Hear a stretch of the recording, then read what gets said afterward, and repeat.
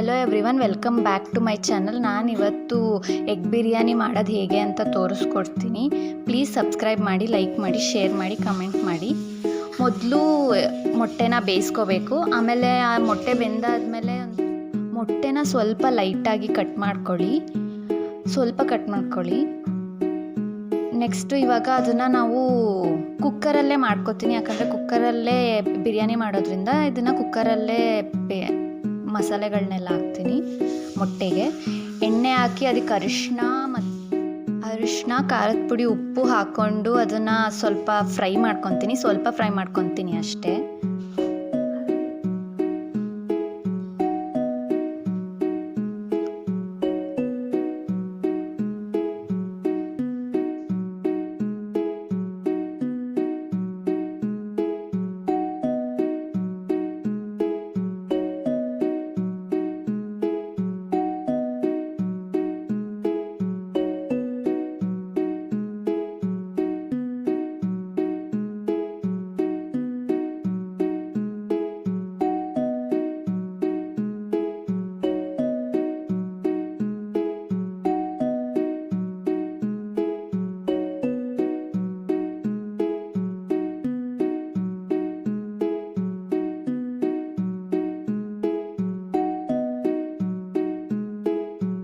ಈಗ ಮೊಟ್ಟೆ ಬೆಂದಿದೆ, ಇದನ್ನು ಸಪ್ರೇಟಾಗಿ ಎತ್ತಿಟ್ಕೊತೀನಿ ನಾನು. ಮತ್ತು ನಾನು ಇದೇ ಕುಕ್ಕರ್ನ ಯೂಸ್ ಮಾಡ್ತೀನಿ ಬಿರಿಯಾನಿನೂ ಮಾಡೋದಕ್ಕೆ. ಈ ಥರ ನೀವು ಫ್ರೈ ಮಾಡ್ಕೊಳ್ಳಿ. ಈಗ ಒಂದು ಜಾರಿಗೆ ಟೊಮೆಟೊ, ಮೆಣಸಿನ್ಕಾಯಿ, ಪುದೀನ, ಕೊತ್ತಂಬರಿ, ಸ್ವಲ್ಪ ಬೆಳ್ಳುಳ್ಳಿ ಮತ್ತು ಸ್ವಲ್ಪ ಈರುಳ್ಳಿ ಹಾಕಿ ರುಬ್ಬಿ ಪೇಸ್ಟ್ ಮಾಡ್ಕೊಳ್ಳಿ.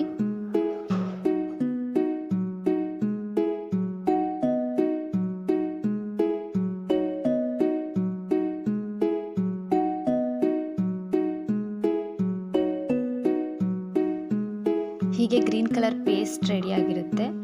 ಈಗ ಅದೇ ಕುಕ್ಕರ್ಗೆ ನಾವು ಯಾವುದ್ರಲ್ಲಿ ಮೊಟ್ಟೆ ಫ್ರೈ ಮಾಡಿದ್ವೋ ಅದೇ ಕುಕ್ಕರ್ಗೆ ಎಣ್ಣೆ, ಸ್ವಲ್ಪ ತುಪ್ಪ ಹಾಕೊಳ್ಳೋಗಿದ್ರೆ ಹಾಕೋಬೋದು.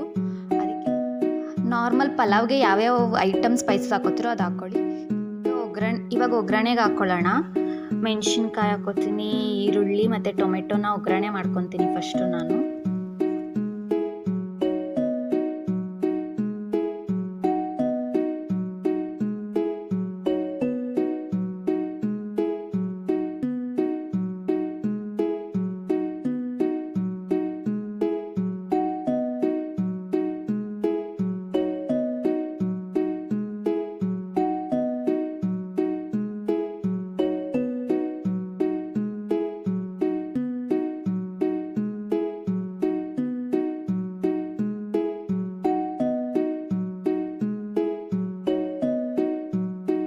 ಈರುಳ್ಳಿನ ಈ ಥರ ಸಾಫ್ಟ್ ಆಗೋವರೆಗೂ ಫ್ರೈ ಮಾಡ್ಕೊಳ್ಳಿ. ಅದಾದಮೇಲೆ ನಾವು ಟೊಮೆಟೊ ಹಾಕ್ಕೊಂಡು ಫ್ರೈ ಮಾಡ್ಕೋಬೇಕು. ಆವಾಗ ಟೇಸ್ಟ್ ಚೆನ್ನಾಗಿ ಬರುತ್ತೆ.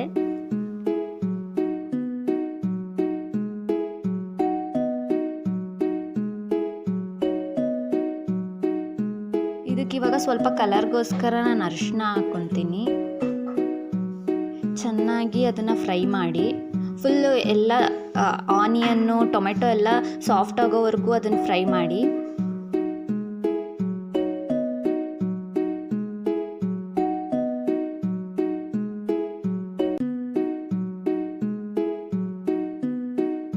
ಇವಾಗ ನೋಡಿ ನೀಟಾಗಿ ಫ್ರೈ ಆಗಿದೆ. ಇವಾಗ ನಾನು ರುಬ್ಬಿರೋ ಅಂಥ ಗ್ರೀನ್ ಪೇಸ್ಟ್ನ ಆ್ಯಡ್ ಮಾಡ್ಕೊತೀನಿ. ಅದನ್ನು ಆ್ಯಡ್ ಮಾಡಿಕೊಂಡು ಸ್ವಲ್ಪ ಅದನ್ನು ಫ್ರೈ ಮಾಡ್ಕೊತೀನಿ. ಹಸಿ ವಾಸನೆ ಎಲ್ಲ ಹೋಗೋವರೆಗೂ ಫ್ರೈ ಮಾಡ್ಕೊತೀನಿ.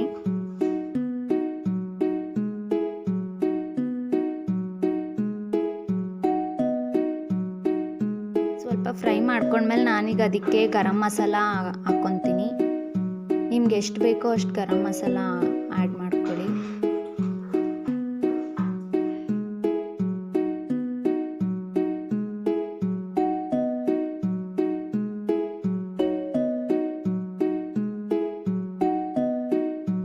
ಹಸಿ ವಾಸನೆ ಹೋಗೋವರೆಗೂ ಫ್ರೈ ಮಾಡ್ಕೊಂಡಿದ್ದೀನಿ. ಈಗ ರೆಡಿ ಮೊಟ್ಟೆಗಳನ್ನ ಈಗ ಫ್ರೈ ಮಾಡಿರೋ ಇದಕ್ಕೆ ಹಾಕ್ಕೊಂಡು ಅದನ್ನು ಮಿಕ್ಸ್ ಮಾಡ್ಕೊತೀನಿ ಚೆನ್ನಾಗಿ.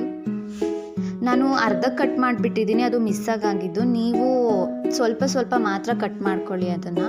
ಫುಲ್ ಕಟ್ ಮಾಡಿಕೊಂಡ್ರೆ ಅದು ಮೊಟ್ಟೆ ತಿನ್ನಕ್ಕೆ ಸಿಗೋದಿಲ್ಲ. ಈಗ ರುಚಿಗೆ ತಕ್ಕಷ್ಟು ಉಪ್ಪು ಹಾಕ್ಕೊತೀನಿ.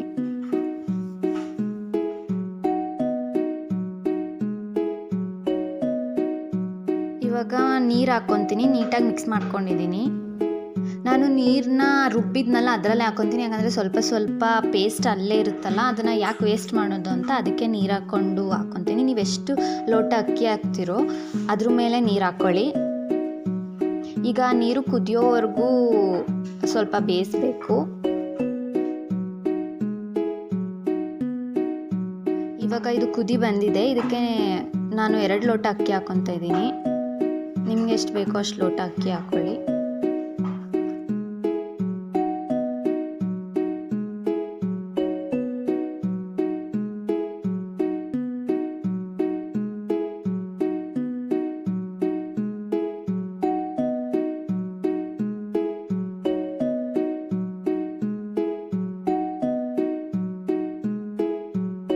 ಅಕ್ಕಿ ಹಾಕಿದ ನಂತರನೂ ನಾನು ಸ್ವಲ್ಪ ಕುದಿಯಕ್ಕೆ ಬಿಟ್ಟಿದ್ದೀನಿ.